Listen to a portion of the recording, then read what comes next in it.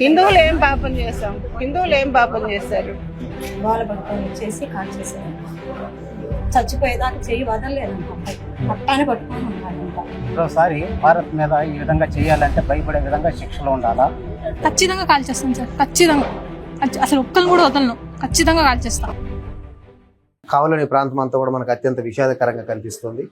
ఏదో సరదాగా కుటుంబంతో కలిసి వెళ్ళిన వ్యక్తి రోజు తిరిగి రాని లోకాలకు వెళ్ళిపోయిన తెలుసుకున్న వార్త వాళ్ళ కుటుంబ సభ్యులు తీవ్ర విషాదాన్ని నింపింది. మా బంధువు ఒక మహిళ ఇప్పుడు మనతో. మేడం చెప్పండి, మీకేమవుతారు మేడం? మదన్ అక్క, అబ్బాయి అంటే మధు వాళ్ళ అమ్మ వచ్చి అక్క, ఆయన వచ్చి మామ, ఇద్దరు బంధువులే. అదే మొన్న ఆదివారం రోజు వెళ్ళారంట కాశ్మీర్. అక్కడికి వెళ్ళిన తర్వాత వీళ్ళు అందరూ అంటే అబ్బాయి బెంగళూరులో జాబ్ చేస్తున్నాడు. అక్కడి నుంచి ఇంకొక ఇద్దరు ఫ్యామిలీ, ఈ అబ్బాయి ముగ్గురు కలిసి వెళ్ళారు. వెళ్ళిన తర్వాత వీళ్ళు ఒక రూమ్ లో ఉన్నారంట. ఈ భార్య భర్త ఏం చేశారంటే ముందుగా కొంచెం అట్టా తిరగదామని వచ్చారంట. ఫోటోలు తీసుకున్నాం అట్లా ఊరికనే వచ్చారంట. వాళ్ళు లోపలే ఉన్నారు మిగతా రెండు ఫ్యామిలీలు. ఇంకొంచెం దూరం నడిచిన తర్వాత ఈ అమ్మాయి ఏం చేసిందంటే, అదే అబ్బాయి మధు భార్య ఏం చేశారంటే వాళ్ళ పిల్లల్ని పంపించారంట. వాళ్ళని కూడా తీసుకొని రాకండి అని. పిల్లలు వెళ్ళారు అటు. అంటే ముందు అబ్బాయి వెళ్ళిపోయాడంట, చిన్న బాబు. పాప కొంచెం దూరంలో ఉందంట. వచ్చేసి గోల పడుకోండి అన్నారంట. గోల పడుకున్న తర్వాత ఒక అమ్మాయి భయపడిందంట. కామాక్షి చేయి పట్టుకున్నాడంట గట్టిగా. అమ్మాయి చేయి భయపడబాకు నేను ఉన్నానన్నాడంట. పాపం గోల పడుకొని ఇచ్చేసి కాల్ చేశారంట. చచ్చిపోయేదాకా చెయ్యి వదలలేదంట. అబ్బాయి పట్టాన్ని పట్టుకొని ఉన్నాడంట. ఆ రక్తం వచ్చి అమ్మాయి కింద కారిపోతా వచ్చేసి తన కళ్ళ ముందే కాల్ చేశారు. గోల పడుకొని ఉంది అమ్మాయి. రక్తం అంటే ఆ బ్లడ్ అమ్మాయి కిందగా పోయిందంట. లాస్ట్ దాకా చెయ్యి ఇడిపోయినే లేదంట. మనకైతే ఇంతవరకే తెలిసింది. ఎలా ఉండేవాడు అమ్మా ఇక్కడ మీతో అందరితో? చాలా మంచోడు, చాలా మంచోడు. వీళ్ళ అమ్మా నాన్న గాని అబ్బాయి గాని అసలు అంత మంచి పిల్లలు. బాగా బంధువులన్నా గాని అంత ఇది. ప్రతి నెలలో వారం వాళ్ళ అమ్మాల కాడికి వచ్చి చూసుకొని వెళ్తుంటాడు. ఇప్పుడు వాళ్ళ పేరెంట్స్ ఎలా ఉన్నారు మరి? అంటే వాళ్ళకి హెల్త్ బాగలేదని చెప్పి వాళ్ళకి ఎట్లా అయ్యిందని చెప్పలా, యాక్సిడెంట్ అని చెప్పారు. ఫస్ట్ లో అమెరికాలో ఉండేవాడు, పేరెంట్స్ కోసం ఇక్కడికి మార్పించుకున్నాడు. అమెరికాలో కొద్ది రోజులు ఉన్నాడు. బెంగళూరులో సెటిల్ అయిపోయారు. చాలా దారుణమైన విషయం. ఈ విధంగా జరగటం చాలా బాధాకరము. గతంలో కూడా అమర్నాథ యాత్రలని వాటిల్లో కూడా వందల మంది ప్రాణాలు పోవటం జరిగింది. సమయం చూసి పాకిస్తాన్ ముష్కర్లో ఈ విధంగా దారుణంగా 28 మందిని పట్టణ పెట్టుకున్నారు. దీనికి మన రాష్ట్ర ప్రభుత్వం కానీ కేంద్ర ప్రభుత్వం కానీ తక్షణం చర్యలు తీసుకొని దానికి సరైనటువంటి నిర్ణయం తీసుకొని వాటికి ఎలాంటి శిక్ష పడితే బాగుంటుంది అనుకుంటారు మీరు? అసలు అంటే అమాయకుల్ని బలి తీసుకున్నారు కదా, సంబంధం లేని వాళ్ళ అసలు ఇలాంటి శిక్ష అంటే దారుణమైన శిక్షని ఖచ్చితంగా వాళ్ళకి ఇవ్వాలి. మరోసారి భారత్ మీద ఈ విధంగా చేయాలంటే భయపడే విధంగా శిక్షలు ఉండాలా. తక్షణమే పాకిస్తాన్కి మనకి ఉన్నటువంటి సంబంధాలన్నీ కట్ చేసేసి వాళ్ళని ఖచ్చితంగా దేశం మీద మనం ఒక్కసారైనా భారత్ అంటే ఏందో యుద్ధం ప్రకటిస్తే బాగుంటుందని నా ఉద్దేశం. సో మధు గారి అత్తమ్మ మనతో ఉన్నారు, ఆవిడతో ఒకసారి మాట్లాడదాం. అమ్మా చెప్పండి అమ్మా, ఎలా ఏమనిపించింది మీకు ఈ వార్త తెలియగానే? మీకు ఎప్పుడు తెలిసింది వార్త?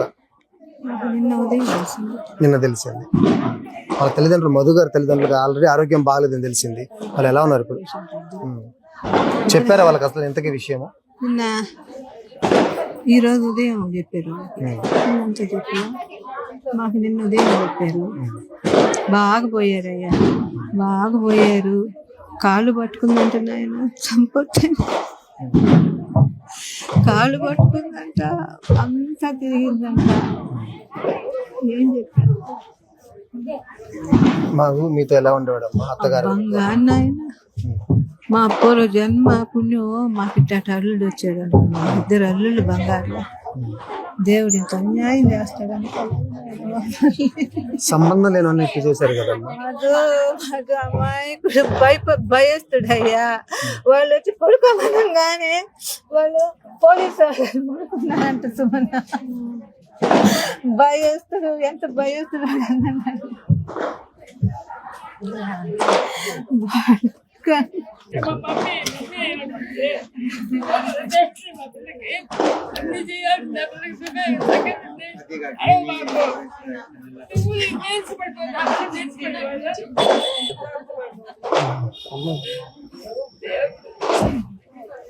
మేడం, ఇట్లా సంబంధం లేని వాళ్ళు పాపం వాళ్ళు ఏదో జస్ట్ సరదాగా వెళ్ళారు. అలాంటి వాళ్ళు దారుణంగా కాల్చిన వాళ్ళ పట్ల ఏం చేయాలి అసలు? అటువంటి వాళ్ళని వాళ్ళందరినీ అసలు వదిలిపెడదు సార్. ఫస్ట్ థింగ్ అసలు అమ్మాయిని పట్టుకొని చేయడం ఏంటి సార్, ఇట్లా కాల్చడం ఏంటి?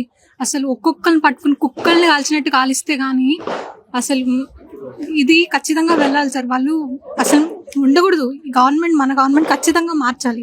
ఇట్లా ఉంటే అసలు ఎందుకు సార్ ఇట్లా అమాయకుల్ని బలి చేశారు? మా మామయ్య వెకేషన్ కోసం వెళ్ళారు.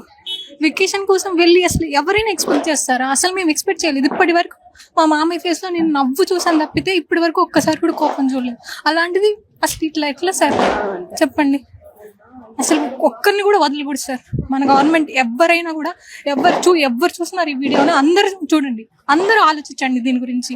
అందరూ ఎంత రీపోస్ట్ చేయగలుగుతారో అంత రీపోస్ట్ చేసి వాళ్ళని ఒక్కరిని కూడా వదలకుండా చేయాలి. సెంట్రల్ గవర్నమెంట్ కూడా చాలా సీరియస్ గా ఉండాలి ఖచ్చితంగా. గవర్నమెంట్ మన మోడీ గారు ఖచ్చితంగా దీని గురించి మాట్లాడాలి. దీని గురించి ఆలోచించి ఒక్కరిని కాల్చినట్టు కాల్చాలి. వాళ్ళే కనుక మీ చేతి దొరికితే ఏం చేస్తారు? ఖచ్చితంగా కాల్చేస్తాను సార్, ఖచ్చితంగా.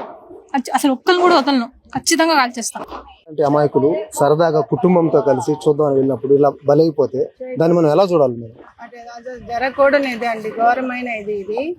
మోడీ గారి మీద నమ్మకం పెట్టి పిల్లలందరూ వెళ్తున్నారు, ఆయన బాగా చేస్తున్నారు, ఇప్పుడు ఏం జరగట్లేదు అని ఇట్లాంటివి ఉగ్రవాద చర్యలని వెళ్తున్నారు. కానీ అక్కడ కాళ్ళు పట్టుకొని అడుక్కుంటే కూడా ఇట్లా చంపడం ధైర్యం ఏం చేయాలి మేడం? ధైర్యం అసలు ఊరే లేకుండా చేసేయాలి. పాకిస్తాన్ అనేది దీంట్లో లేకుండా చేసేయాలి. అదండి అమాయకులు పాప. వీళ్ళలాగా ఎంతమందో, వీళ్ళు ఒకరే కాదు కదా, ఫ్లోరిడా నుంచి వచ్చారు. వాళ్ళ ఫ్యామిలీ ఇప్పుడు తిరిగి వెళ్ళలేరు అక్కడికి. ఆ అబ్బాయి చనిపోయాడు, వాళ్ళ ఫ్యామిలీ పోయినట్టే కదా. వీళ్ళు వాడు అక్కడ సంతోషానికి ఇంతమందిని టార్గెట్ చేయడము అట్లా అది కరెక్ట్ కాదు. దేశమే లేకుండా చేసేయాలి అంతే. మ్యాప్ లోనే ఉండకూడదు పాకిస్తాన్ అని. హిందువులు ఏం పాపం చేశారు? వయసు పిల్లలు, ఎంతో ఫ్యూచర్ ఉంది. వాళ్ళని ఈ మాదిరి కాల్చి చంపేస్తే వాళ్ళ ఫ్యామిలీ, వాడిని చంపేస్తే వాడు ఒప్పుకుంటాడా? వాడికి ఎంతమంది వస్తారు పాకిస్తాన్ నుంచి? అది కరెక్ట్ కాదండి. అది ఇంకొకసారి అక్కడ జరగకుండా పిఎం గారు చూడాలి. మేడం చేయాల్సినంత చేసి పాకిస్తాన్ ఒక ప్రకటన చేసింది, మాకేం సంబంధం లేదు. అసలు దీన్ని నమ్మచ్చా మేడం? పైపించి వాళ్ళన్నీ అవన్నీ ఆర్మ్డ్ వాళ్ళతో వచ్చినారండి కదా. ఎనీథింగ్ మోడీ గవర్నమెంట్ లో జరిగితేనండి, లేకపోతే వాళ్ళని ఏం కంట్రోల్ చేయలేదు. మనం అయినప్పుడు రియాక్ట్ అవ్వడము, తర్వాత రిపీటెడ్ గా జరుగుతూనే ఉంటే గమ్ముకుండడం. మన పేషెంట్స్ ఏం వాళ్ళు పాకిస్తాన్ పట్టట్లేదు కొంచెం. కాకపోతే ఇక్కడ మన సోల్జర్స్ ఇవంతా పీస్ పోగొడుతుందని అనుకుంటున్నారు, కానీ మోడీ గవర్నమెంట్ చేయాల్సిందే ఇదంతా. మీ ఒపీనియన్ లో వాళ్ళు కనుక మీకు రోడ్డు మీద కనిపిస్తే మీరేం చేస్తారు? వాళ్ళు ఎవరు ఎంకరేజ్ చేయరండి, వాళ్ళు మనుషులు కాదు. అదొక కైండ్ ఆఫ్ పీపుల్. పాకిస్తాన్ వాళ్ళు they are not human beings. అందులో వేరే వాళ్ళు ప్లీడ్ చేస్తుంటే ఆర్మీ లేని వాళ్ళు పట్టుకొని కాల్చి, దే ఆర్ ఇన్హ్యూమన్ యాక్ట్స్. అవి ఓన్లీ టెర్రరిజం ని ఎట్లా కంట్రోల్ చేయాలనేది చేస్తే తప్ప ఇది ఇదంతా ఎప్పటికీ రిపీట్ అవుతున్నారు. వాళ్ళకి తినడానికి అన్నం లేదు, ఇవన్నీ మాత్రం చేస్తారు. ఆల్రెడీ మోడీ కొన్ని ప్లాన్స్ రెడీ చేస్తున్నారు. Attack last time Pulwama attack చేసాము, అయినప్పటికీ వాళ్ళకి బుద్ధి రాలేదు. అసలు వాళ్ళ ఎకానమీ పడిపోయింది. ఈవెన్ దెన్ ఇప్పటికి కూడా ఇండియానే వాళ్ళ టార్గెట్. ఏం చేస్తారు ఇండియా, ఏం చేస్తుందని చెప్పింది. హిందూస్ టార్గెట్ చేస్తారు, మెయిన్ గా హిందూస్ టార్గెట్ చేస్తారు. ఇండియాలో ఉండే హిందువులందరూ, ఐ మీన్ ముస్లిమ్స్ అందరూ బాగానే ఉన్నారు, వీళ్ళకేంటో బాగా అర్థం కాదు.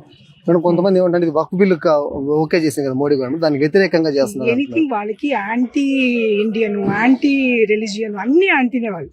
మన ఎకానమీ ప్రాస్పరింగ్ ఉంటే నచ్చదు, మన కంట్రీ ప్రాస్పరింగ్ ఏది నచ్చదు, అన్నిటికీ యాంటీ వాళ్ళు. అన్నం ఏం ఉండదు. బట్ ఇలాంటి వాటికి ఎంత బుల్లెట్స్ ఒక్కొక్కరికి ఇంత ఎక్కడి నుంచి వస్తున్నాయి? వాళ్ళ గవర్నమెంట్ సపోర్ట్ చేస్తారు, గవర్నమెంట్ సపోర్ట్ చేసి. ఈ ఘటన పట్ల నిజంగా విహారయాత్రకి ఇలాంటి విషయాలు జరగడం అందరికీ బాధాకరం. సో అసలు ఏం జరిగింది మీకు తెలిసిన సమాచారం ప్రకారం? నాకు తెలిసిన సమాచారం ఏంటంటే వీళ్ళు వచ్చేసి పిల్లలకు కాలేజీ స్కూల్ అయిపోయిందని వచ్చేసి అక్కడ పిక్నిక్ వెళ్ళారు.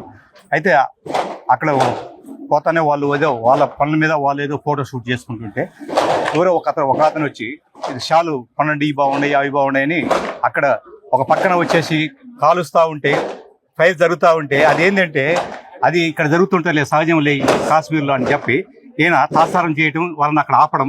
వీళ్ళు పరిగెత్తాలనుకున్నా కానీ అతన్ని పరిగెత్తనివ్వకుండా ఆ లోపల వచ్చేసి దగ్గరకు వచ్చే లోపల పరిగెత్తా ఉంటే వచ్చి ఆ సైడ్ ఈ సైడ్ వచ్చి వంకోమని వచ్చి తల దించమని వచ్చేసి కాల్చడం చాలా దుర్మార్గమైన చర్య. సార్, ఒక మతానికి సంబంధించి వాళ్ళ ఐడియల్ చెక్ చేయడం, కాల్చడం, ఇది ఎంతవరకు కరెక్ట్? ఇది అసలు మన లౌకిక రాజ్యం. అటువంటిది ఈ మతాలు కులాలు అనేది వచ్చేసి మన భారతదేశంలో ఉన్న అందరం మన లౌకిక రాజ్యం, అందరం కలిసిమెలిసి ఉండాలి. మరి మధుసూదన్ స్వభావం ఎలాంటిది సార్? చాలా మంచి గుణం. ఏ విషయంలో కూడా వచ్చేసి అతనికి కోపం అనేది చూడలేదు. ఇప్పుడు నాకు స్వయాన బాగుమడి ఎత్తాడు, ఎప్పుడు కూడా వచ్చేసి కోపం అనేది చూడలేదు. చాలా హెల్దీగా ఉంటాడు, బాగా మాట్లాడతాడు, ఎప్పుడు నవ్వుతూ ఉంటాడు, జోవెల్గా ఉంటాడు.